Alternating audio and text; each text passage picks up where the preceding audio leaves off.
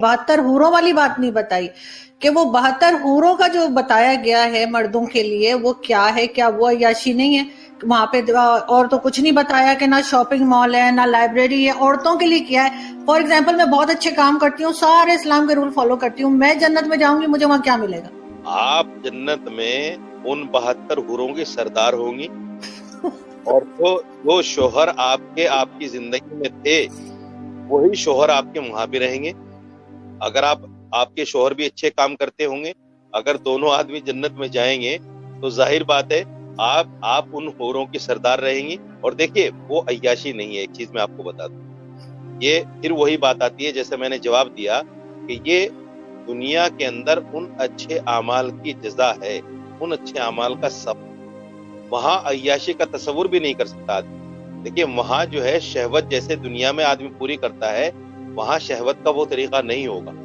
نہ وہاں کوئی ناپاکی ہے، نہ وہاں کوئی اس طرح کی کوئی چیزیں ہے، نہ وہاں آدمی کا من اس طرف جائے گا. وہاں تو جنتی صرف ایک چیز کو سوچے گا کہ اللہ کا دیدار مجھے کب ہوگا، اللہ کا دیدار مجھے کب ہوگا.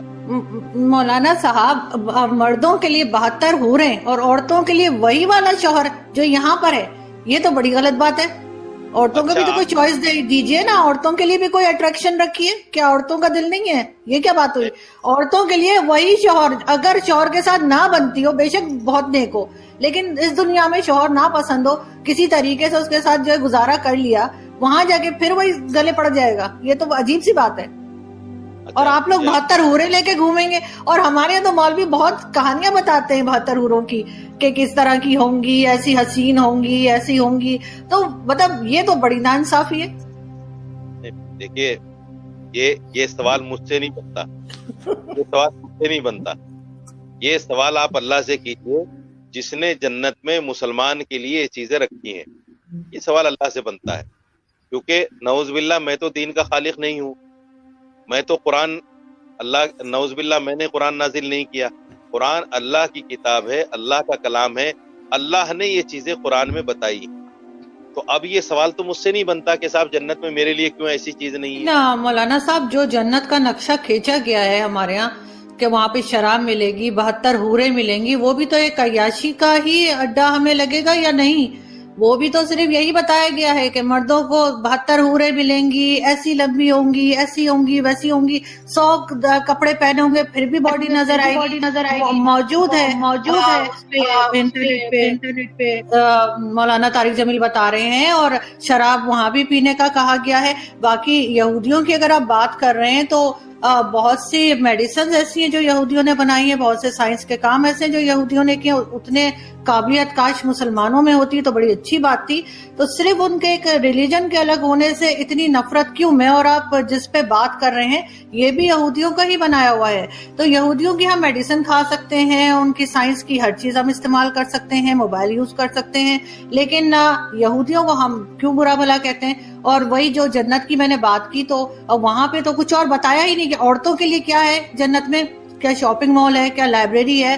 کچھ ہے؟ صرف 72 حوروں کا ذکر ہے، شراب کا ذکر ہے، ڈرائی فروٹ ہوگا، پھل ہوں گے، اور 72 حوروں کے ساتھ رہتے رہیں گے. اور کتنے مولانا ہمارے یہاں کے ہیں جو بتاتے ہیں کہ کتنی طاقت آ جائے گی مردوں. تو یہ سب کچھ کیا عیاشی نہیں ہے؟ اور اگر وہ جو ہے سعودی عرب کا کراؤن پرنس اگر اس چیز کو لے کر آ رہے ہیں ماڈرن طریقے سے آگے بڑھ رہے ہیں جہاں پہ ساری دنیا کا مقابلہ کر سکیں سائنس میں، ٹیکنالوجی میں، ایجوکیشن میں، تو وہ آپ کہہ رہے ہیں کہ غلط ہے؟ اگر دنیا میں قرآن نے شراب پر پابندی لگائی ہے، شراب کو حرام کہا ہے، تو شراب دنیا میں حرام ہے. اور اگر قرآن یہ کہتا ہے کہ جنت میں جانے کے بعد انسان کو شراب طہور کہا ہے، اس کو شراب طہور کا مطلب پاک پانی، حرام پانی نہیں، ناپاک پانی نہیں، ایسا پانی نہیں جس سے آدمی بہک جائے، ایسا پانی نہیں جس سے نشے میں آ جائے، ایسا پانی نہیں جس سے پھر آدمی عیاشی کرے. شرابن طہورا کہا ہے قرآن. تو شرابن طہورا اگر اللہ جنت میں جنتیوں کو دے گا تو اس پر میں سمجھتا ہوں اس پر تو اعتراض نہیں ہونا چاہیے، کیونکہ دین تو اللہ کی ماننے کا نام ہے. جب ہم نے دنیا میں اللہ کی بات کو مانا ہے، اللہ چاہی زندگی گزاری ہے، قرآن چاہی زندگی گزاری ہے، اور جنت میں جا کر اگر ہمیں اللہ اس کا بدل دے رہا ہے، اس کا ثواب دے رہا ہے، اس کی جزا دے رہا ہے، تو اس پر تو اعتراض نہیں ہونا چاہیے مسلمان کو. غیر مسلم اگر اس طرح کی بات کہے کہ ایسا کیوں ہے، تو اس کا جواب تو سمجھ میں آتا ہے, اعتراض تو سمجھ میں آتا ہے. لیکن ایک مسلمان یہ کہے کہ ایسا کیوں اور دنیا میں ایسا کیوں نہیں, تو میں سمجھتا ہوں کہ پھر میں ایک بات کہوں گا کہ دین سے دوری کا نتیجہ ہے جب تک آدمی قرآن کو صحیح نہیں سمجھے گا, قرآن کو صحیح نہیں پڑھے گا, حدیث کو صحیح نہیں سمجھے گا, حدیث کو نہیں پڑھے گا, اس وقت تک یہ چیزیں اس کو سمجھ میں نہیں آئیں. دوسری بات, محمد بن سلمان نے دنیا میں شراب کو جائز قرار دیا ہے. قرآن کہتا ہے شراب ناجائز ہے, قرآن کہتا ہے جوا ناجائز ہے, اور محمد بن سلمان دنیا میں کہتا ہے کہ جوا جائز ہے. تو آپ مجھے بتائیے قرآن کی مخالفت کون سا؟ قرآن میں کہاں جائز ہے شراب؟ قرآن میں کہاں جائز ہے جوا؟ قرآن میں کہاں جائز ہے طوائف کے ساتھ جو ہے اس کا مجرا دے, اس کے ناچ گانے دیکھنا کہاں جائز ہے؟ مجھے بتا دیجئے. قرآن میں کہاں جائز ہے کہ عورتیں جو ہے برقع چھوڑ کر جو ہے ایسے ہی کھلم کھلا پھرتے ہیں؟ دوسری بات, آپ نے یہودی کے بارے میں کہا کہ صاحب ٹیکنالوجی تو آپ استعمال کر رہے ہیں لیکن ان کو برا مانتے ہیں. میں یہودی کو بحیثیت ریلیجس برا نہیں مانتا, میں یہودی کو اس لیے برا مانتا ہوں چونکہ ان کی جتنی پالیسیز ہیں وہ سب اسلام اور مسلمان کے خلاف. سپوز کیجیے میں ایک بہت بڑی بات آپ سے کہنے جا رہا ہوں آپ کے چینل پہ. آپ نے 9/11 کا نام سنا ہوگا, بڑا مشہور واقعہ ہے. 9/11 یہودیوں کی دین تھی اسلام اور مسلمان کو بدنام کرنے کی. 9/11 کوئی سچا واقعہ نہیں ہے. کیونکہ آپ کے خیال سے بہت سے دوست ہمارے ہندوستانی دوست ہمیں کہتے ہیں کہ جی جب اسلام نہیں آیا تھا بر صغیر میں, یعنی ہندوستان پاکستان اس سارے علاقے میں, اس سے پہلے جتنے بھی لوگ تھے وہ سب ہندو تھے. کیا یہ بات صحیح ہے؟ آپ مانتے ہیں اس بات کو کہ اسلام آنے سے پہلے جتنے بھی لوگ یہاں پر ہیں ہمارے آبا اجداد یا جو بھی سب وہ ہندو تھے؟ نہیں, دیکھیے ہم کنورٹڈ مسلمان ہیں, اس میں کوئی دو رائے نہیں. ہم جو ہے ہندوستان پاکستان کے جو لوگ ہیں وہ کنورٹڈ مسلمان ہیں. یہاں جو لوگ عرب لوگ آئے تھے جنہوں نے ہندوستان پاکستان متحدہ ہندوستان کو فتح کیا تھا, وہ لوگ آئے اور واپس چلے گئے. انہوں نے یہاں آبادی تو کی نہیں, لیکن ان کی وجہ سے جو لوگ مسلمان ہوئے وہ ہم کنورٹڈ مسلمان. ہم یہ نہیں کہہ سکتے کہ ہمارے آبا و اجداد یا ہمارا شجرہ جو ہے نبی پاک صلی اللہ علیہ وسلم سے ملتا ہے یا کسی صحابی سے ملتا ہے. اگر کچھ لوگوں کے پاس شجرے ہیں تو وہ اتھینٹک بھی ہو سکتے ہیں, غیر اتھینٹک بھی ہو سکتے ہیں, لیکن اس میں کوئی دو رائے نہیں ہے کہ ہندوستان پاکستان کے جو مسلمان ہیں وہ کنورٹڈ مسلمان ہیں. مگر اس کا مطلب یہ بھی نہیں ہے کہ جو کنورٹڈ مسلمان ہیں وہ پکے مسلمان نہیں. مسلمان جب آدمی ایمان لے آیا اللہ پر, قرآن پر, اس کے رسولوں پر, فرشتوں پر, یوم آخرت پر, وہ پکا مسلمان ہے. ان کے والد چاہے جو بھی تھے, جیسے صحابہ کرام جب نبی پاک صلی اللہ علیہ وسلم کے زمانے میں جب صحابہ کرام ایمان لائے تو ان کے والدین غیر مسلم تھے لیکن صحابہ کرام مسلمان تھے, ایمان والے تھے. تو یہ تو نہیں کہا جا سکتا کہ اگر ماں باپ غیر مسلم ہیں تو پھر اولاد مسلمان نہیں ہو سکتی. تو ہم بھی مگر وہ اسلام تو تلوار کے زور پر آیا تھا نا, کسی کی بھی گردن پہ تلوار رکھ دیں گے تو وہ اپنے آپ ہی کلمہ پڑھ دے گا. یہ آپ سوچے, اسلام اگر تلوار کی زور سے پھیلتا تو 800 سال مسلمانوں نے حکومت کی ہے, ہندو تو ایک بھی نہیں بچتا, سارے ہندو ختم ہو گئے ہوتے. 800 سال کا زمانہ معمولی زمانہ نہیں ہوتا محترمہ. اگر تلوار کے زور سے چوری بھی کرتا ہے, مسلمان زنا بھی کرتا ہے, مسلمان جھوٹ بھی بولتا ہے, مسلمان شراب بھی پیتا ہے, مسلمان گالی بھی دیتا ہے, مسلمان اپنے پڑوسی کو ستاتا بھی ہے, مسلمان اپنے بھائی کا مال بھی کھاتا ہے, آج پھر انہی مسلمانوں کا ایگزامپل دے کر اسلام کو لوگ برا کہتے ہیں. آپ یہ بتائیے, میں آپ سے ایک سوال کر رہا ہوں, حالانکہ میں چونکہ آپ کا اچھا آج کل نا ایک اور بڑی مسئلہ بن چکا ہے, میڈیا پہ جنت کو نا لبرل لوگ ایک مذاق بنا کے پیش کر رہے ہیں. ابھی ایک کلپ میرے سامنے آیا, ایک مولانا صاحب بیٹھے ہوئے کسی لبرل سی خاتون کے ساتھ. وہ مولانا صاحب سے کہہ رہی ہے کہ آپ لوگ کہتے ہیں جنت میں مرد کو 72 حوریں ملیں گی اور یہ ہوگا اور اتنے آدمیوں کے برابر, یہ تو عیاشی ہے, یہ تو عیاشی ہے. اور مولانا صاحب ڈیفائن کر رہے ہیں کہ وہ کہہ رہی ہے ہمیں کیا ملے گا. وہ بتا رہے ہیں کہ آپ جنت میں اگر جائیں گی تو حوروں کی سردار ہوں گی, اور پھر میمز بنی ہوئی ہیں اس پہ لوگ مذاق اڑا رہے ہیں. مولانا صاحب اگر میری بات ان تک پہنچ جاتی ہے نا, میں ان سے کہتا کہ آپ کو ان کے سامنے بیٹھنے کی ضرورت کیا ہے.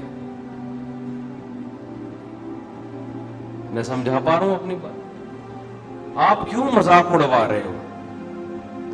ہر آدمی اس قابل نہیں ہوتا کہ علماء اس کے پاس بیٹھ کر اپنی علمیت کا جنازہ نکلوائیں, اپنے آپ کا مذاق اڑوائیں. کیا ضرورت ہے آپ ایک بال کھلے ہوئے ایک عورت کے اور لبرل انٹی ہے اور اس کے ساتھ بیٹھ کے آپ بولو بھائی محترمہ آپ کو اگر جنت سمجھ میں نہیں آتی تو آپ جاؤ جہنم میں, ہمیں کوئی شوق. ان کو دلائل نہیں دینے چاہیے, اس سے تو آپ اور مذاق اڑوا رہے ہیں. بات اس سے کی جاتی ہے جو بات سمجھنا چاہتا ہو, جو بات سمجھنا چاہتا ہو. ہر معترض کے اعتراض کا جواب نہیں. ہمیں کتنی دفعہ ٹی وی میں بلایا گیا فلاں کے سامنے بیٹھنا ہے, میں نے کہا میں بیٹھوں گا ہی نہیں فلاں کے سامنے, میں اپنی بے عزتی کے لیے بیٹھوں فلاں کے سامنے. آپ کہہ سکتے ہو اس کا مطلب آپ کے پاس دلائل نہیں ہے تبھی آپ کو بے عزت. دلائل ہے, سامنے والا اس میں نہ سمجھنے کی صلاحیت ہے نہ وہ سمجھنے کے لیے بیٹھا ہے, وہ بیٹھا ہی مذاق اڑانے کے لیے. جنت جیسی حسین چیز کا جس کو اللہ اتنے ہی ہائی لائٹ کر رہا ہے, اتنا پروٹوکول دے رہا ہے, آپ اس کو مذاق بنا رہے ہو. یہ تو خدا کے غضب کو دعوت دینے والی بات ہے. ایسے لوگوں کو تو اللہ لازمی جہنم میں ڈالے گا کہ تم تو نہ صرف یہ کہ انکار کرتے تھے, تم تو اس جنت کا مذاق اڑایا کرتے تھے. آج تم کیسے مجھ سے یہ جنت مانگتے ہو؟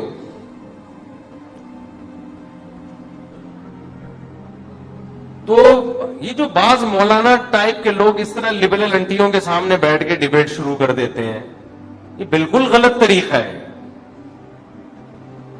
کوئی علمی بحث ہو, کوئی اس میں کوئی ٹاک شوق ہو تو ٹھیک ہے, لیکن اس طرح سے جا کے مذاق اڑوانا.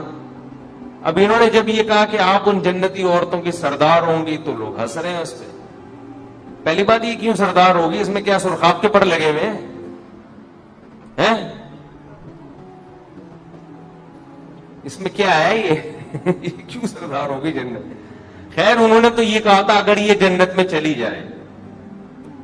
یہ بہت زیادہ اعتراض کیا جاتا ہے کہ جنت میں عیاشی ہے, 72 حوریں مردوں کو ملیں گی, یہ تو عیاشی ہے, شراب اور یہ. تو بھائی ہم کب کہہ رہے کہ عیاشی نہیں ہے؟ جنت تو چیز ہی کیا ہے, عیاشی کی تو جگہ ہے وہ. اس میں کون سی ایسی کنفیوژن کی بات ہے؟ یہ تو جنت کا حسن ہے کہ عیش و عشرت کی جگہ ہے. اور یہ جو اعتراض فضول قسم کا کہ عورتوں کو کیا ملے گا جب مردوں کو حوریں مل رہی ہیں, کوئی جنت جو عورت شریف ہوتی ہے وہ ایک سے زیادہ مرد کی متلاشی بولو وہ ہوتی نہیں ہے.